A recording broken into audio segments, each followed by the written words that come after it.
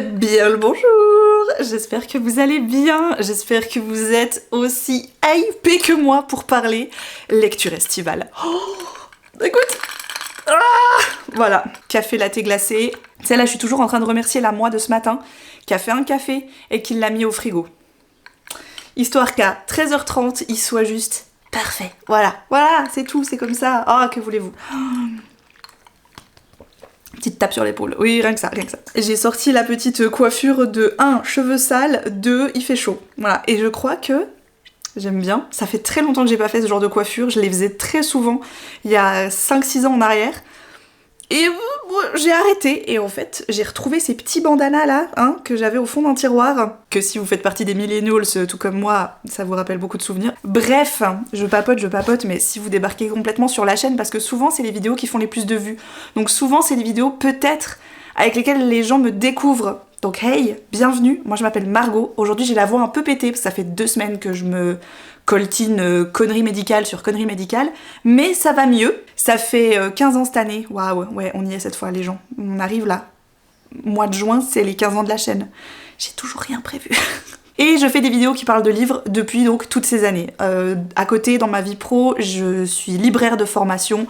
Aujourd'hui, j'ai basculé de l'autre côté du miroir, je suis en diffusion littéraire, mais si ça vous parle pas du tout comme concept, j'ai fait plein de vidéos sur le sujet, autant sur ma formation que sur mon métier de libraire, que sur le métier que je fais actuellement.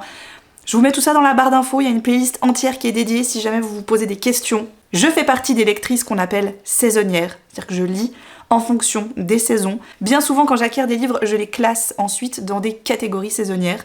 Et tous les 3 mois, je vous prévois une petite vidéo où je vous montre les livres que je compte lire les 3 prochains mois. On arrive donc évidemment dans les beaux jours. Il fait très beau, très chaud à l'heure actuelle. J'ai les livres que je compte lire cet été devant moi. Je suis hyper impatiente. Toutefois, avant de se lancer dans la découverte de cette pioche estivale, je remercie bien évidemment mon sponsor de toujours, c'est-à-dire l'application de lecture Nextory. Je les utilise au quotidien. Là d'ailleurs, je suis justement en train de lire un livre que je vais vous présenter là, qui est dans la pioche estivale, et je l'ai déjà commencé parce que je me suis dit vas-y, il fait beau, il fait chaud, j'ai besoin d'un truc qui se passe en été et tout. Donc je l'ai déjà lancé parce que j'en avais besoin. Nextory, c'est, vous l'aurez compris, à la fois du livre audio, mais pas que. Il y a aussi un catalogue juste gigantesque de livres numériques que vous avez en accès illimité avec votre abonnement et avec le test que vous allez pouvoir avoir juste après. Mais ce que j'utilise évidemment le plus, c'est la fonctionnalité des livres audio. J'en ai toujours un en cours. Dès que j'en termine un, bam, j'en relance un.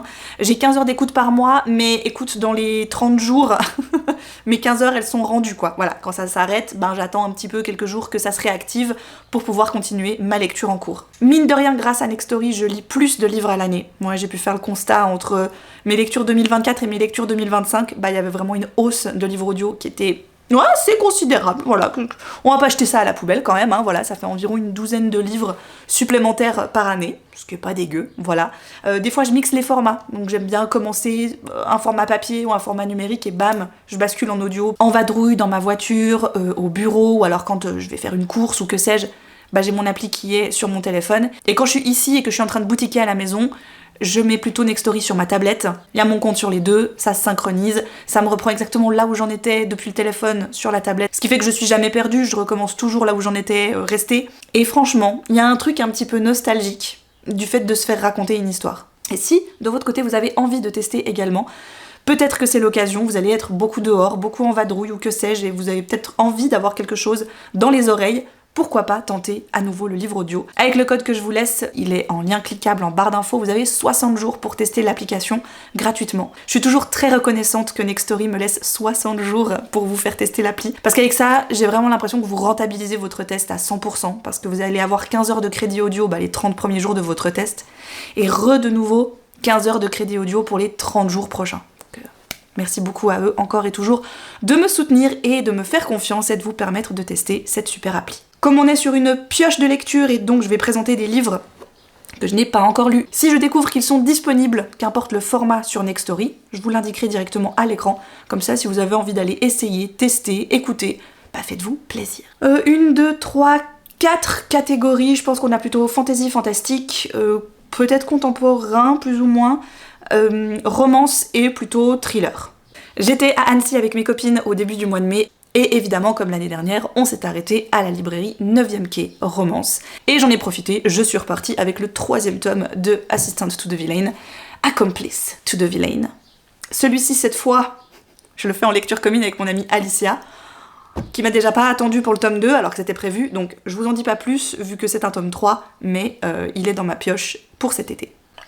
Attention, on se déshydrate pas. Hein.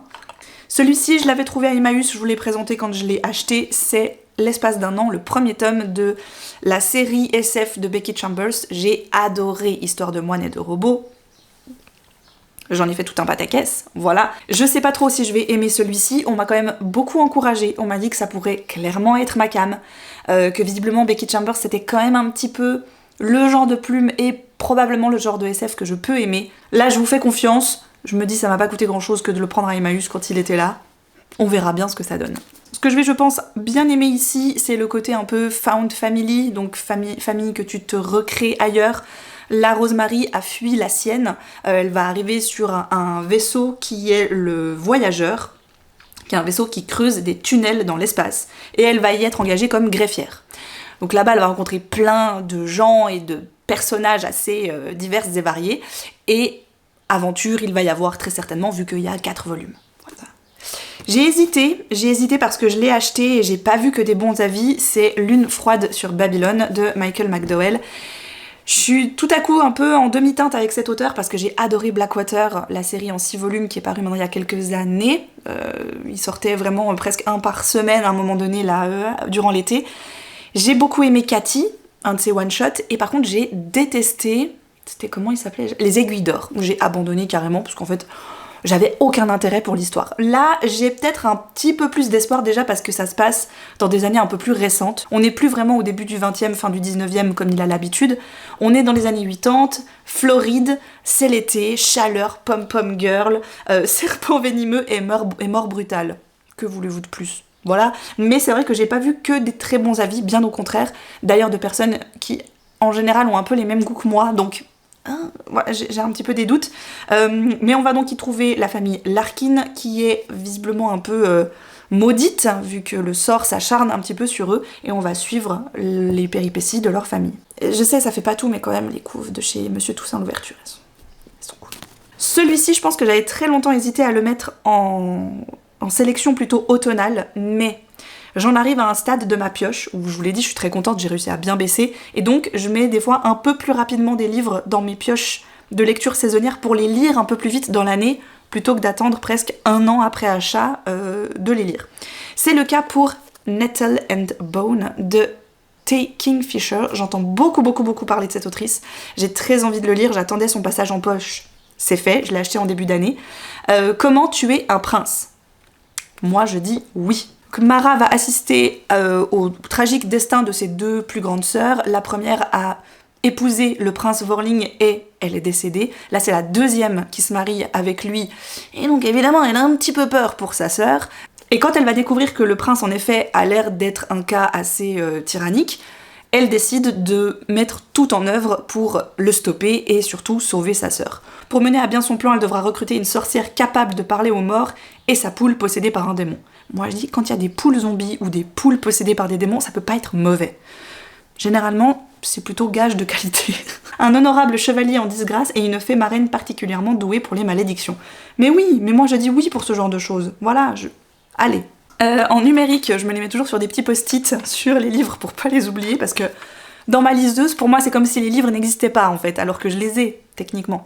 Ça va être le cas de Les yeux sont un morceau de choix de Monique Kim. Celui-ci je vous l'ai déjà présenté parce que je l'ai mis dans le challenge de sorcière de livre-romancienne. Donc je vais pas m'attarder sur le sujet, c'est un livre horreur qui va faire un petit peu partie de ma quête horrifique de l'année. Je vous en reparle très bientôt parce que je prévois tout un concept là autour où je vais tirer des livres au sort, où voilà, on va papoter ensemble autour de lectures horrifiques. Celui-ci, j'ai bon espoir parce que quand même, de ce que j'ai pu lire, on n'est pas que sur une ambiance qui peut être horrifique, parce qu'évidemment, le livre de l'horreur, mais ça j'en parlerai plus en détail, il y a des livres horrifiques qui ne sont pas là vraiment pour faire peur, ils sont là pour déranger un peu, pour questionner un peu. C'est souvent le cas dans les livres d'horreur très fantastiques. Celui-ci, visiblement, on est quand même sur un petit peu de body horror, donc des trucs un peu glauques, un peu... voilà, que j'ai un peu plus d'espoir que ça me fasse peur. Oui, après vous avez le droit de vous poser des questions sur ma santé mentale, pourquoi je cherche absolument à me faire peur avec des livres. Écoutez, j'ai envie d'aller tester mes limites un petit peu, hein, voilà, j'ai 36 ans cette année, il faut que je sorte un petit peu de ce que j'ai toujours cru, tu vois, genre moi je me suis toujours dit, j'ai trop peur pour lire du Stephen King, j'en lirai jamais de ma vie, bon, bah maintenant j'en lis, et puis ça va très bien en fait, j'ai pas peur, donc j'essaye un peu d'aller, voilà. Ça va être le cas avec celui-ci, j'ai bon espoir qu'il me fasse un peu flipper celui-là. Le prochain, je l'attendais en sortie poche assez impatiemment, je dois dire, c'est Visqueuse de Morgane Cossarieux. C'est paru chez Pocket avec cette couve que je trouve très très cool. On va se retrouver dans l'entre-deux-guerres. Huguette vit sous le joug tyrannique de son père, qui est vraiment un soldat émérite, visiblement, mais qui a l'air assez méchant. Donc comme seul échappatoire, elle se retrouve au village à aller voir des projections de films d'horreur, les films Universal. Et un jour, son père va rentrer avec une pêche assez étrange. Il a pêché une femme, mi-poisson. Donc très rapidement, la jeune fille va s'attacher à cette sirène des marécages, dont la présence va évidemment un peu bousculer le destin d'Huguette.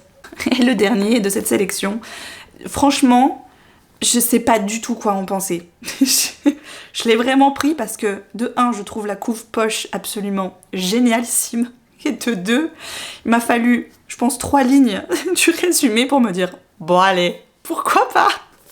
Il s'agit de Chasse à l'homme, de Gretchen Felker-Martin. La couve du grand format me faisait pas du tout envie, mais quand je l'ai revue, j'ai dit « Ah, c'était ça !» Donc une épidémie a transformé tous les êtres humains à haut niveau de testostérone en des créatures uniquement mues par leurs besoins les plus primaires, se nourrir, violer et tuer. Donc tous ces individus sont ainsi devenus des zombies. Bess et Fran, 2 femmes transgenres, sont elles chasseuses d'hommes par nécessité pour éviter d'être contaminées par le syndrome T-Rex. Elles ont besoin d'absorber des hormones contenues dans leurs testicules. Mais dégommer de l'homme zombie n'est pas chose aisée, surtout quand d'autres ennemis menacent leur existence. Je sais pas du tout à quoi m'attendre. Juste, j'ai envie que ce soit funky fun et complètement barré. C'est ça que je veux.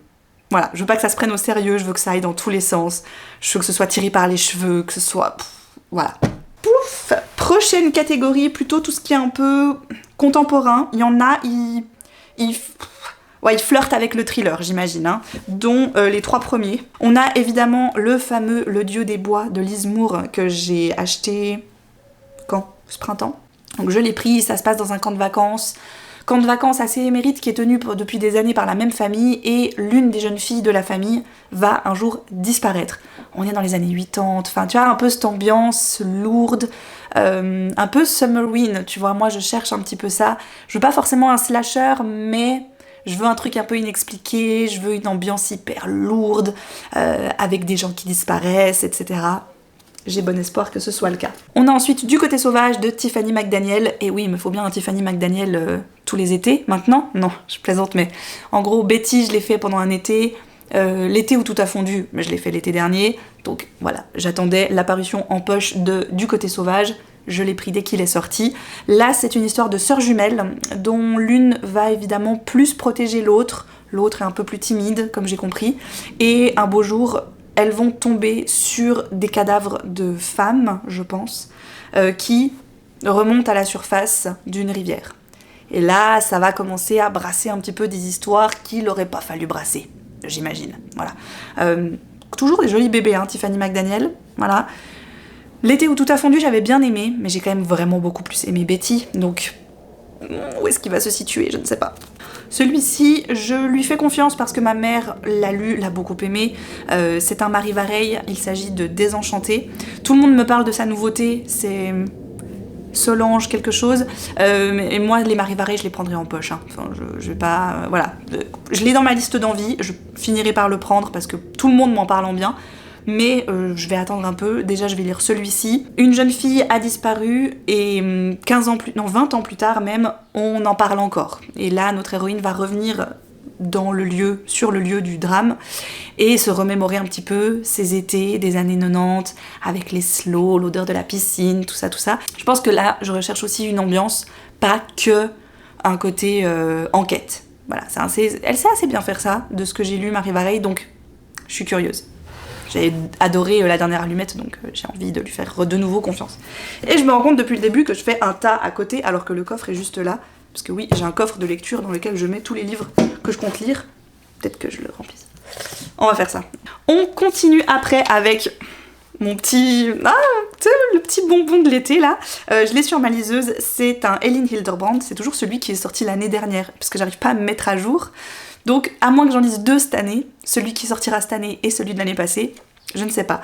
Là en tout cas ce qui est sûr c'est que je vais lire un week-end à Nantucket. Je crois que ça c'est des copines qui partent, elles sont 5 ou 6, elles partent à Nantucket tout ensemble.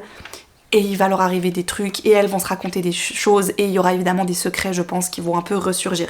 Elin Hilderbrand et tous ces romans qui se passent toujours à Nantucket, c'est mon petit plaisir. Voilà, je lis ça, vacances, bord du lac, terrasse, machin. C'est vraiment... j'aime tellement l'ambiance, et je me dis, si un jour je dois aller aux États-Unis, il y a des endroits comme ça, je rêverais d'aller juste les voir, tu vois. Typiquement, Nantucket en fait partie. Et le Vermont, bon, bien évidemment. Mais c'est vrai qu'il y a ce truc un peu de... ça a l'air too much. Enfin, c'est comme tous les États-Unis, mais bon. On va laisser l'autre mourir avant que j'y aille, hein, parce que... Et c'est vrai que Elin Hilderbrand, pour moi, elle a un peu ce truc. Déjà, je trouve ça génial qu'elle se soit dit, moi, je vis ici, donc en fait, toutes mes histoires n'auront rien à voir les unes avec les autres, mais elles se dérouleront toutes là. C'est pas juste ça se passe aux États-Unis, non, ça se passe sur l'île de Nantucket, c'est tout. L'année dernière, j'ai pris un peu sur un coup de tête Dompter les vagues de Wendela Vida. Ça se passe à San Francisco.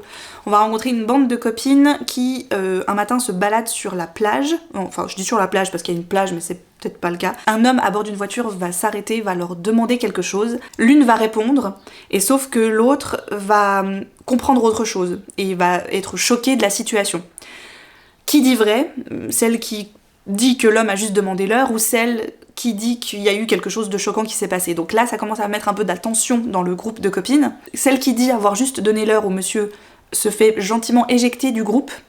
Et un beau jour, c'est l'autre qui disait qu'il s'était pas passé que ça, qui va soudainement disparaître. Ça remet évidemment cette scène-là en perspective. Qu'est-ce qui s'est vraiment passé avec cet homme?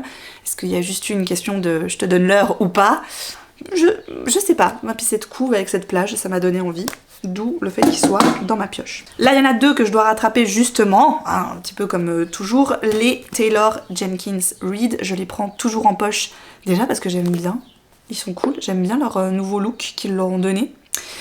J'ai donc, évidemment, Atmosphère, qui était la nouveauté grand format de l'année passée, qui est sorti chez 10-18 là au début du mois de mai. On est dans cette ambiance de NASA avec des femmes qui vont devoir un petit peu se battre pour qu'on croit en elles, qu'elles ont tout autant leur place que n'importe qui d'autre dans ce milieu, et il y aura également quelques amours qui vont s'en mêler. Et celui de l'année passée, c'était Les Vrais Amours, que j'ai pas eu le temps de lire l'été dernier. Là, on va rencontrer Emma qui s'est mariée avec son amour de jeunesse, et il file le parfait amour, il voyage beaucoup, sauf que Jessie, son mari, va mourir dans un accident d'hélicoptère. Donc elle prend beaucoup de peine à s'en remettre, Emma, elle va repartir vivre chez ses parents, et là, au détour d'un rayonnage, elle va croiser Sam, qui est aussi un garçon avec qui elle a grandi, et là elle découvre que peut-être elle pourrait gentiment retomber amoureuse.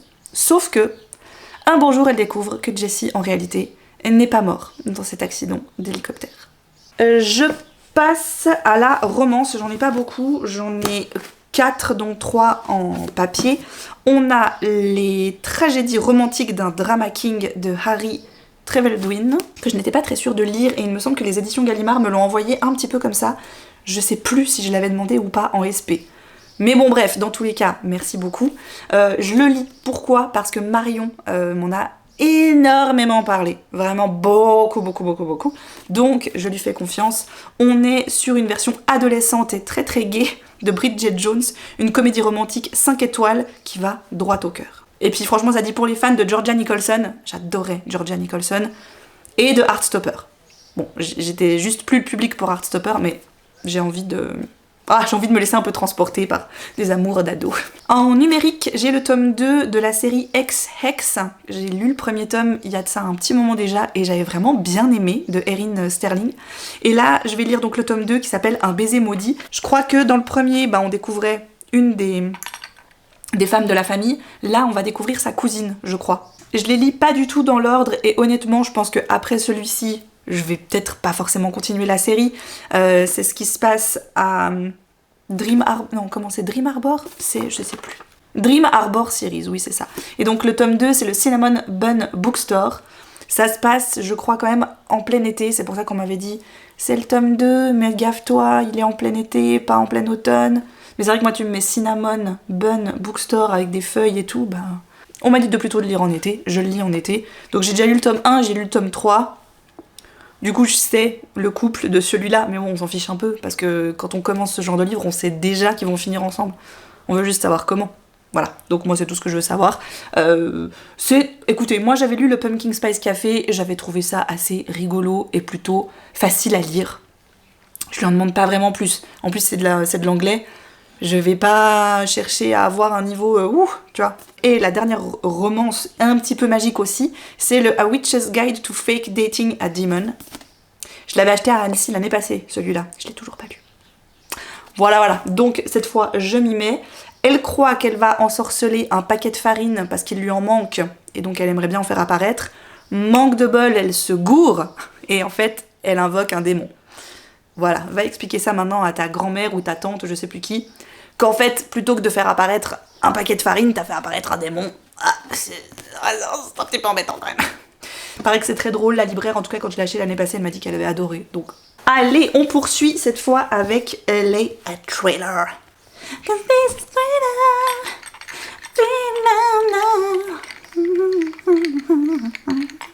Et je vous dis tout de suite ce que je suis en train d'écouter maintenant sur Nextory, c'est l'invité de dernière minute de Jason.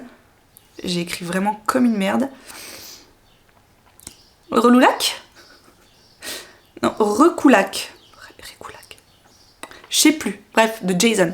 L'invité de dernière minute, c'est l'histoire de Frank qui va apprendre que sa fille se marie. Ça fait 3 ans qu'ils se sont pas parlé. Et tu sais pas trop pourquoi. Je sais toujours pas pourquoi. Et un jour, elle l'appelle et elle lui dit, bah papa, c'est le grand jour, je vais me marier, je veux que tu sois là. Donc, on fait table rase du passé, c'est pas grave, viens au mariage. Il débarque là-bas, la maison et le domaine de vacances de la famille du futur mari, c'est grand luxe quoi, il y en a de partout, 300 invités, tout ça, et sauf que Frank, il sent, il y a un truc pas net chez ce mec. La famille, il veut faire bonne impression, donc il essaye un petit peu de se rendre agréable et tout, mais il y a un truc qui le chiffonne avec ce gars. Et c'est pas quoi. Voilà, donc il essaye un peu de mettre sa fille en garde, il veut un peu des infos, mais il arrive pas. Donc moi j'en suis plus ou moins là. J'ai eu pour l'instant, 0 info de ce que ça...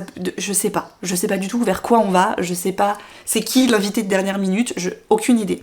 J'ai vu qu'il n'y avait pas des notes de fou, là j'ai besoin d'un truc un petit peu détente, je voulais quelque chose qui se passe en plein été, et le mariage se déroule un 23 juillet. Moi je dis que c'est une très bonne date, voilà. Après si on part du principe que probablement le mariage sera une catastrophe, bon, bah je suis désolée pour ces gens, voilà.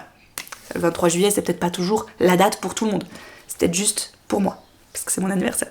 Voilà. Le prochain, c'est un peu un ajout de dernière minute, parce que ma mère l'a lu et l'a tellement aimé que voilà, j'ai dit bon bah let's go. C'est Que la mort nous frôle de Michel Bussy. Voilà, il faut que je redonne sa chance à cet auteur, parce que j'ai eu une très mauvaise expérience avec Maman à tort, que j'ai pas du tout aimé. Mais là, ça se passe à Vevey, en Suisse. On est, je crois, un peu après la Seconde Guerre mondiale. On va rencontrer des jeunes qui sont dans un centre spécialisé pour la psychiatrie sur les jeunes. Il me semble qu'on en suit 4, avec des profils évidemment bien différents. Il y a quelque chose dans ce domaine, dans ce manoir, qui est un peu étrange. Mais on n'arrive pas trop à savoir quoi. Il y a une place avec des statues qui ont l'air de pas toujours être les mêmes et qui ont l'air de bouger, etc. Enfin bref, ma mère l'a lu, elle l'a tellement adoré. Elle m'a dit « Oh, c'est les mots que tu l'as dit, il faut qu'on en parle !» Ok, je le rajoute. Allez, je le rajoute. Voilà. Michel, je te refais confiance, on verra, du coup. Donc ma mère m'a dit celui-ci, et elle a lu aussi Nymphéa Noire qu'elle a adoré. Et elle m'a dit tu pourrais aussi beaucoup l'aimer. Donc, allez Mimiche, je te fais confiance. En numérique, j'ai La Maison Rouge de Rose Watkins. Ça, c'est l'éditeur qui m'a contactée et qui voulait savoir si j'étais intéressée. Donc je reçois énormément de demandes, hein, que ce soit pour des auto-édités, des manuscrits, des éditions, enfin bref, beaucoup de demandes pour lire des livres. Et je peux pas accepter tout le monde, bien évidemment, ça ne marche pas, sinon je devrais lire 350 livres à l'année. J'ai pas encore trouvé comment faire. Désolée. Donc je trie énormément. Et par contre, je prends toujours le temps de lire les résumés, de voir si ça peut en effet me plaire. Et j'ai un peu une règle, c'est de me dire, si c'est un livre que je pourrais acheter de moi-même, j'accepte, volontiers. Parce qu'il y a des chances que je le lise pas nécessairement trop tardivement. Voilà. Je sais aussi, c'est quelqu'un qui m'envoie un livre, il y a une attente derrière. Mais je préviens toujours, voilà, que le délai... il peut varier, il peut fluctuer. Et donc là, La Maison Rouge, l'éditeur me contacte, me dit, écoute, voilà, je regardais un petit peu ce que tu lisais, j'ai l'impression que ça pourrait te convenir. Et donc je lis le résumé, et je dis, banco, mais bien sûr que ça me plaît. On va rencontrer une jeune femme qui a survécu à la tuerie de sa famille. Ça m'a un peu fait penser au Lieu sombre de Gillian Flynn, le résumé. Tout de suite, elle a accusé son frère aîné d'avoir fait le coup. Le frère va tomber dans le coma et ne plus se réveiller. Donc elle vit avec sa grand-mère, c'est un peu sa seule amie, c'est un peu la seule personne qu'elle côtoie réellement, parce que cette jeune femme a un problème, c'est qu'elle a, je vais vous mettre le terme ici parce qu'il est dans le résumé mais je m'en souviens plus, elle n'a pas de mémoire de visage, elle n'arrive pas à reconnaître les gens, ce qui fait qu'elle se lie pas beaucoup avec les gens, et sauf que là, il y a quelque chose qui va remettre un petit peu toute l'enquête de la tuerie de sa famille en perspective, et elle va devoir retourner dans cette fameuse maison où elle a vécu la pire des atrocités. Moi, évidemment, le résumé, comme il m'a fait penser à un autre livre que j'ai lu, j'ai envie de savoir c'est quoi maintenant. Voilà. Donc, merci beaucoup de me l'avoir envoyé. Je l'ai sur ma liseuse et je lirai avec grand plaisir cet été. Ensuite, lui aussi, il était dans mon challenge de chez Livre Romancienne. C'est le Hell.com de Patrick Sénécal. C'est un auteur que vous m'avez énormément recommandé dans le genre tu cherches des livres qui font peur ou qui sont choquants ou qui sont... voilà. Patrick Sénécal revient très souvent. Il me semble que j'en avais lu un, mais il y a longtemps, et je sais plus du tout ce que c'est. Celui-ci, c'est ma mère qui l'avait chopé en boîte à livres, elle l'a lu, elle a beaucoup aimé. Elle m'a dit ouais, accroche-toi par contre, hein, il est assez... voilà. On est dans un domaine que j'aime pas du tout à part ça. C'est des gros chefs d'entreprise qui sont justement prêts un peu à tout pour faire encore plus fructifier leurs entreprises. Et ils ont tellement l'habitude de tout et des pires atrocités qu'ils ont plus de limites, ces gens-là. Et donc l'un d'entre eux va dire à un autre, mais en fait, pour te challenger un peu, si tu veux, tu devrais t'inscrire sur le site hell.com, tu verras, c'est un truc avec des paris, des machins, des jeux, ça va trop te plaire. Et en gros, hell.com, c'est littéralement enfer.com, et je parie qu'il y a les pires atrocités sur ce truc. Je suis prête à tout, je dis ok, allons-y, on verra bien. Les Enfants loups de Vera Buck, je l'avais en grand format dans ma liste d'envie depuis un sacré moment. Il est sorti chez Totem, je l'ai acheté, évidemment, tout de suite. Mais je crois que c'est pas très loin de la Suisse, justement, parce que c'est traduit de l'allemand. Et il me semble que c'est assez à la frontière. Je sais plus si elle-même est suissesse ou si elle est allemande. Mais ça se passe pas très loin de chez moi, je pense. Donc on est près d'une région très forestière, où il y a encore beaucoup de loups qui vivent. Et une jeune fille, Rebecca, va disparaître. Et donc on accuse évidemment les loups. C'est pas la première, c'est probablement pas la dernière. Sauf que ça fait 10 ans que sa meilleure amie a disparu, et Smilla ne croit pas du tout à la disparition à cause des loups. Pour elle, clairement, il y a quelque chose d'autre, qui est bien content qu'on accuse les loups, mais c'est pas eux. Maintenant qu'elle est journaliste et qu'elle fait un peu des choses pour le journal local, elle décide de réouvrir l'enquête sur sa meilleure amie qui a disparu, et d'essayer de comprendre ce qui lui est arrivé, ou au mieux de la retrouver. Ah bah mon petit Stephen King, à chaque fois je les mets et à chaque fois en fait je les lis pas. Hein. Ça a déjà été le cas pour Shining, je l'ai mis dans la pioche hivernale, je l'ai pas lu. Ça a été le cas de Dead Zone, je l'ai mis dans la pioche printanière, je l'ai pas lu. Et est-ce que ça va être le cas de Joyland? On ne sait pas, on ne sait plus. Voilà, peut-être, peut-être pas. Joyland, ça se passe dans un parc d'attractions, ça va être la merde. Et voilà, c'est Stephen King. En même temps, c'est un des plus petits que j'ai en ma possession, donc peut-être que celui-ci sortira un peu plus vite. Et le dernier, mais pas des moindres, il y a le prochain qui arrive bientôt, là j'ai super hâte. C'est en anglais, mais j'ai une super bonne nouvelle pour vous, je suis trop contente. Je vous parle de Riley Sager, Yeah, qui est un auteur donc de thriller que franchement j'ai découvert il y a 2-3 ans de ça et que j'aime beaucoup, beaucoup, beaucoup. Et notamment, vous voyez le petit macaron là? The Only One Left. Ça a été un de mes coups de cœur intersidéral d'il y a 2 ans, je crois. Et il arrive enfin en français. Donc vous allez pouvoir le lire. Et après, vous allez le lire, vous allez pas aimer, vous allez me dire « Ah, mais Margot, t'as des goûts de merde !» Non, non, mais moi je l'avais beaucoup aimé, en tout cas quand je l'ai lu. Je trouve en plus que Riley Sager a une plume hyper accessible en anglais. Moi je suis jamais perdue dans ses bouquins, je m'en sors toujours, alors que c'est quand même des trucs avec des enquêtes et tout, donc je me dis « Waouh, si je suis pas concentrée, je vais rien comprendre, etc. » À chaque fois je m'en sors bien et à chaque fois j'adore. Donc c'est un peu ma plume sûre pour l'été.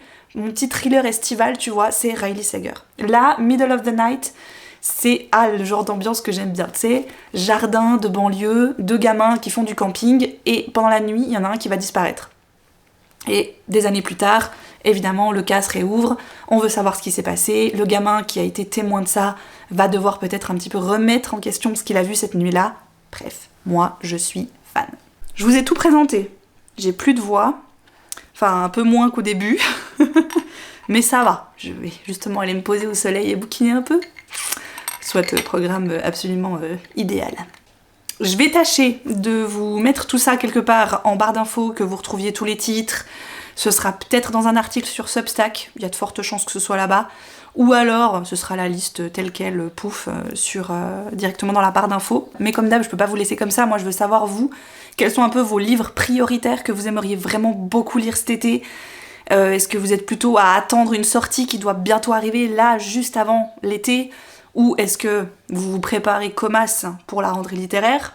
Ou alors, au contraire, est-ce que, tout simplement, vous avez des livres que vous avez gardés précieusement en perspective des beaux jours et que vous réjouissez de la bouquiner tranquille sur la terrasse, dans le jardin, au bord de la piscine, la plage, la mer, ce que tu veux, enfin bref, je veux tout savoir, je veux vos titres phares de cet été et moi je vous dis à très vite pour une prochaine vidéo.